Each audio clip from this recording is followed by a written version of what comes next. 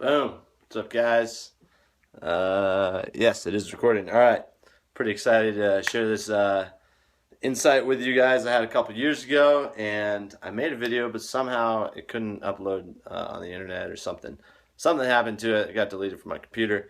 So I'm going to redo it. It might even be better than last time, because when I first made it, I was taking my dogs for a walk. Anyways, all right. The video is two ways that you can influence yourself, or like the 2 points of influence, so to speak.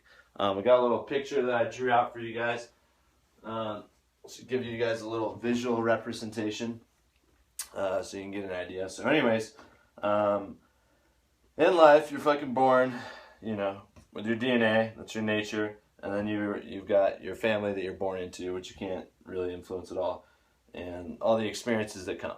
So you hear this a lot in psychology. People will say like, "Oh, what is it, nature or nurture?" It's a stupid question because they both are fucking effective in affecting who you are, what you become. Okay, and I think it's even more silly to ask that question because it's kind of pointless to like ask like, "Oh, like two things that we can't influence or whatever."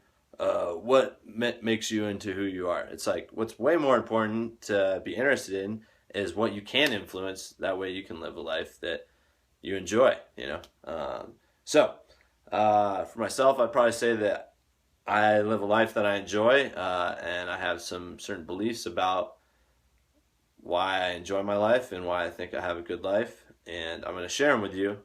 So hopefully you got a pretty awesome life too. The very least, at least you'll get a more awareness on what affects your life and how you affect your own life. So there's 2 points of influences that you have, which I've drawn out on this little diagram. You've got yourself, you've got your nature, like I said, your family and friends, that's impose their values on you and experiences as growing up, and then you got your nature. You can't really affect that. But as those two things come in, as you can see in the little smiley face of the guy, he's looking at it. There are 2 points of influences, and those are two levers that I drew. So the two things is what you're exposed to. So generally, because you can't really affect 100% indefinitely what you're exposed to, but you can generally plan and affect what you're exposed to. And that's like planning is another way to describe that.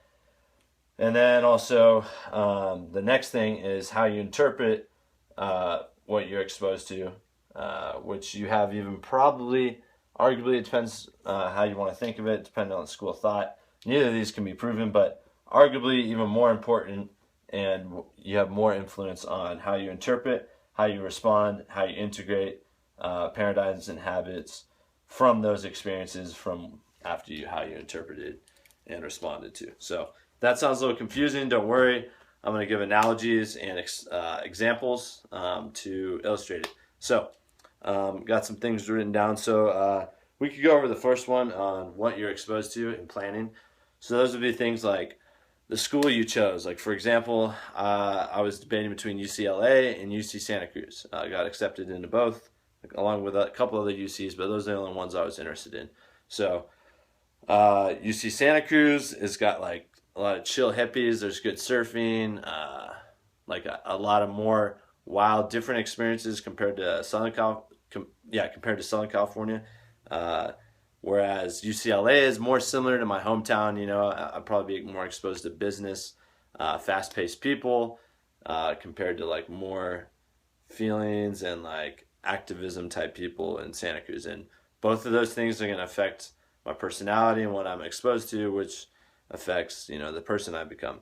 But more, and definitely than anything that's more important, like I said, the second part is basically you could say the paradigms that you live with. But we're going to go over the first one, which is what you're exposed to. So I said school, career. So for example, I chose the pararescue career path, and I almost got into like going straight into working with kids and teaching and whatnot, because as you can see, I love to teach and share, and help. Like, I like to improve myself, and I like helping others do the same. So anyways, I almost got into that. Fortunately, I got fired which is those are the things you can't control really, and how it kind of affects your life. But you can